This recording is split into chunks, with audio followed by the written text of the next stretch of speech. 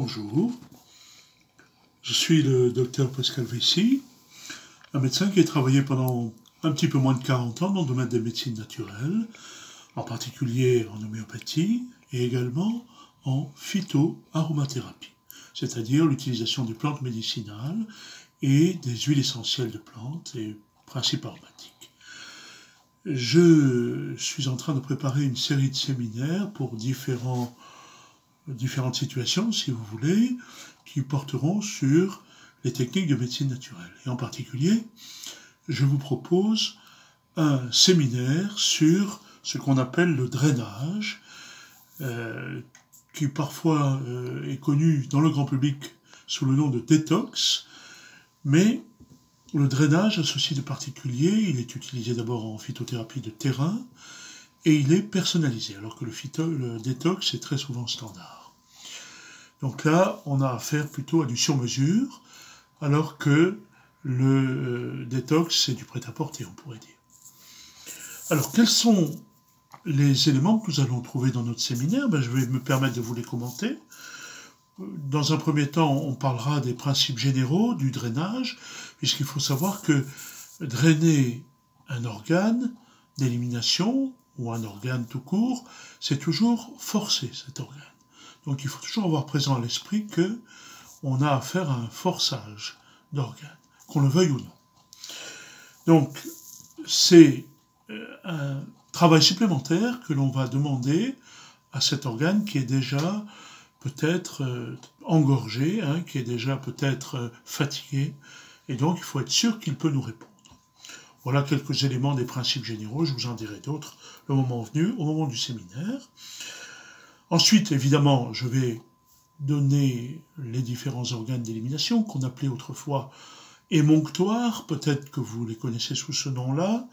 On les appelle également organes de drainage. Donc, il y en a 5, le foie, les reins, la peau, le poumon et le gros intestin ou côlon. Ces organes d'élimination sont souvent couplés 2 par 2 et ils fonctionnent en partenariat. J'indiquerai quels sont les partenariats. Et également, je vous donnerai les organes qui s'associent le mieux avec d'autres. En troisième position de ce séminaire, je parlerai d'un sujet qui peut paraître étrange, c'est ce qu'on appelle la période embryonnaire des 3 feuillets, pour expliquer en particulier 2 choses. Pourquoi certains organes d'élimination travaillent ensemble, et deuxièmement, pour montrer l'alliance qu'il y a entre le cerveau et la peau. C'est-à-dire que les affections de la peau doivent bénéficier d'une régulation, d'une correction au niveau du cerveau. J'expliquerai pourquoi. Ça prend son origine dans l'embryologie, c'est-à-dire dans la période des 3 premiers mois du bébé dans le ventre de sa maman. Ensuite, je développerai beaucoup plus en détail les partenariats entre les organes, partenariats directs et partenariats indirects. C'est-à-dire qu'il y a des organes qui travaillent vraiment les uns avec les autres et d'autres qui ont un travail qui se répercute sur les autres. Donc c'est ce qu'on appelle un partenariat indirect. Je vous en dirai les précautions et je vous en dirai les avantages aussi. Puisque nous verrons également les plantes médicinales principales qui soutiennent les émonctoires, et vous verrez qu'il y en aura beaucoup. Par exemple, je vous expliquerai que toute plante mise, mettons dans une tisane, dans un milieu aqueux, c'est-à-dire une extraction par l'eau, est naturellement diurétique. Donc ça ne veut pas dire grand-chose de parler d'une tisane diurétique. On emploie dans le milieu professionnel, médical, où je suis, le terme de diurétique volumétrique. Ça veut dire que le volume des urines va être significativement augmenté par certaines plantes lorsqu'elles sont mises dans l'eau, et en particulier la tisane, que l'on croit être un remède de grand-mère, un remède obsolète, n'a jamais été remplacé. C'est encore actuellement, si je parle à des médecins, je dirais le meilleur véhicule galénique, c'est-à-dire le meilleur moyen de présenter une plante à l'organisme humain. C'est encore la tisane. Je vous expliquerai un petit calcul qu'un de mes maîtres avait fait et qui montre que la tisane, dans l'eau, c'est de loin le meilleur support des plantes médicinales. Je vous parlerai de principes pratiques qui sont souvent ignorés dans ce domaine des émontoirs et des drainages. Et puis, je vais faire un travail qui ne se fait que très peu. Je vais expliquer ce qu'est le terrain, véritablement. Je vous disais dans une autre vidéo que le terrain, nous, en médecine, on considère que c'est comme l'Arlésienne. Tout le monde en parle, mais personne ne le définit véritablement. Donc, j'aurai plaisir à vous définir les particularités du terrain, qui a comme caractéristique, entre autres, d'avoir une dynamique prévisible dans le temps, qui montre ses forces et ses faiblesses. Et ce sont bien sûr les faiblesses du terrain que l'on va soutenir, mais aussi parfois, quand un terrain est trop excessif, trop fort, c'est-à-dire qu'il utilise trop brutalement sa force, eh bien nous pourrons le corriger. Je parlerai également du terrain dans des référentiels différents.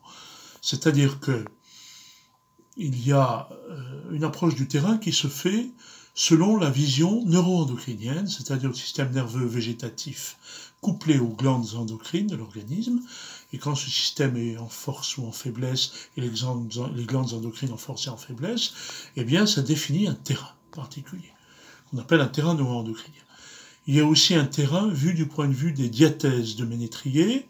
Jacques Ménétrier était un chercheur éminent qui a mis au point les différents terrains sur lesquels on se base pour prescrire des oligo-éléments. Et en même temps, je vous parlerai du terrain selon d'autres référentiels en médecine naturelle. Nous aurons le plaisir de les découvrir ensemble pendant les séminaires. Je vous expliquerai ce qui se passe après un drainage bien conduit, comment on peut optimiser un terrain après un drainage. Je vous préciserai la chronologie plus exactement, et la périodicité pour faire des drainages. Ainsi, nous aborderons le principe des drainages séquentiels, itératifs, combinés, et nous verrons si on peut faire des drainages globaux, c'est-à-dire drainer à la fois les 5 émonctoires. Nous prendrons des précautions pour en parler. Et enfin, après vous avoir défini les différents drainages que l'on utilise dans la médecine de terrain en sur-mesure, je vous parlerai des résultats à court et à moyen terme que vous pouvez attendre d'un tel traitement.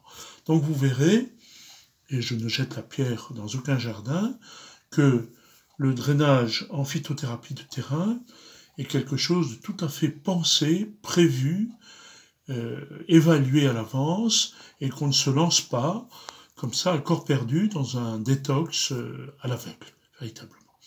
Voilà, je serais très content de vous donner des renseignements plus précis si vous voulez en savoir plus.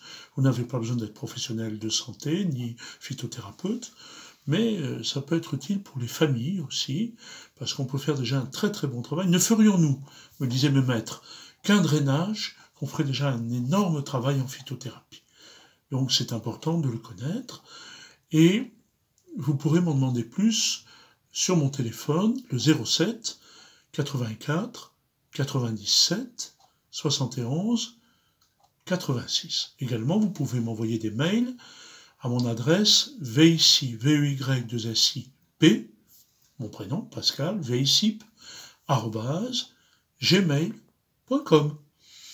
Voilà, j'aurai plaisir à vous donner des précisions et vous parler éventuellement des tarifs, des prérequis, il n'y en a pas vraiment, et je vous donnerai toutes les précisions aux questions que vous vous posez.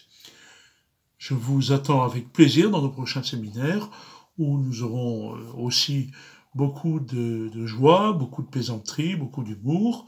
Ce ne sera pas triste du tout. À très bientôt. Au revoir.